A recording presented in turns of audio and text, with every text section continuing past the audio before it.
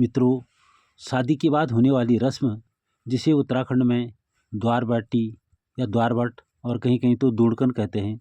द्वारबाटी का मतलब उसी रास्ते दोबारा, यानी कि जब मायका या ससुराल जाना होता है तो उसको द्वारबाटी कहते हैं। दूड़कन का मतलब जब जवाई दोबारा ससुराल जाते हैं तो घर जाते समय खाली न भेजते हुए, हमारे ज़माने में तो कहते भी थे कि मेरे पास तो और कुछ नहीं देने को, सिर्फ गाय और कन्या है। तब प्रातः दुल्हन की विदाई की से पूर्व गैदान होता है और उसी गाय को द्वारबाटी के दिन दिया जाता है। हालांकि आज चांदी की गाय गोदान के लिए होती हैं, वो बात अलग है। और तो और बकरियां भी दी जाती थी।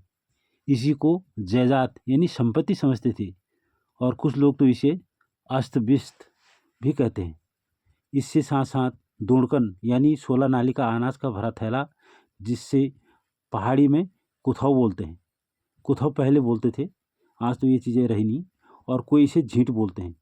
ये 4.5 फीट लंबा व 15 इंच चौड़ा थैला होता था और वो भी भांग के सूत से बना हुआ, जिसे अनाज 2 हिस्सों में भरकर देते थे। और कन्न का मतलब है कलेव। कलेव से है यानी कि टोकरी में आज से वे जो भी उपलब्ध पकवान हो घर के, तो उसको भरकर लड़की की विदाई की जाती थी। और तब दूल्हे की माँ दादी उसे कलेव को मिठाई के तौर पर गांव में वितरण करती थी। ये है द्वारबाटी का मतलब। तो आप इसके बाद जानते हैं मेहंदी के बारे में। मित्रों, मेहंदी लगाने की परंपरा भारतीय संस्कृति और परंपराओं का एक अहम हिस्सा है। इसके पीछे धार्मिक, सांस्कृतिक और वैज्ञानिक तीनों ही कारण छुपे हुए हैं। वैज्ञानिक कारण देखें, जैसे यह शरीर को ठंडक पहुंचाता है क्योंकि इसकी तासीर ठंडी होती है मेहंदी की। और शादी ब्याह जैसे कार्यक्रम में कार्य की अधिकता, ज़्यादा भाग दौड़ और तनाव होना स्वाभाविक है, तो ठंडक पहुंचाने के लिए इसको लगाया जाता है। प्राचीन समय में इसे औषधि के रूप में भी प्रयोग किया जाता था क्योंकि मेहंदी संक्रमण और त्वचा के लिए बहुत फायदेमंद है।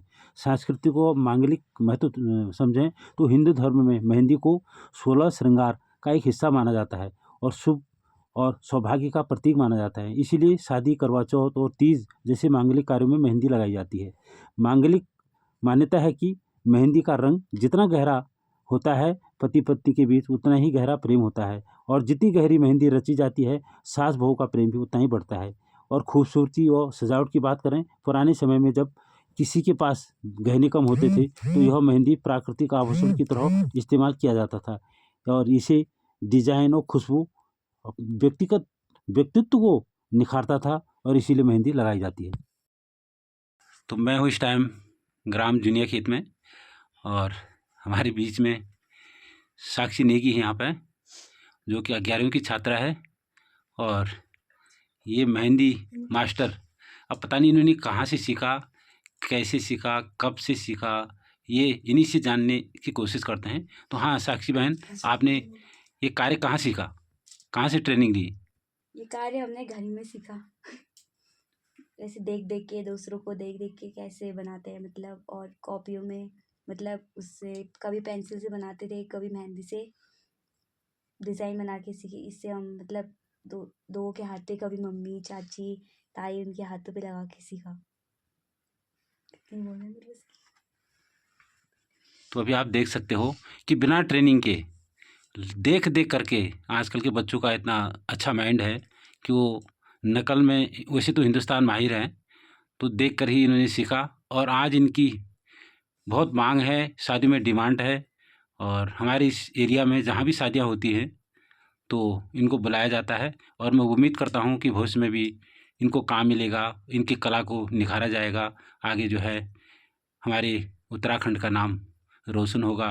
ऐसे जो साक्षी बहन जैसी हमारे बीच में अपने दिलो दिमाग से इतने आगे बढ़ गई है, इस कार्य में निपुण हो चुकी है।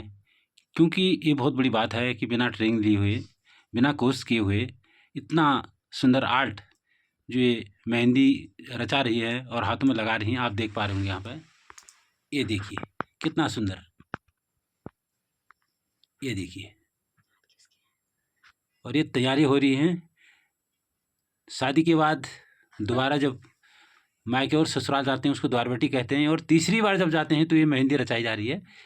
तो इन्हीं शब्दों के साथ फिर मिलते हैं अगली वीडियो में। तब तक के लिए जय हिंद, जय भारत, जय उत्तराखंड। देवभूमि। जय साक्षी बहन की।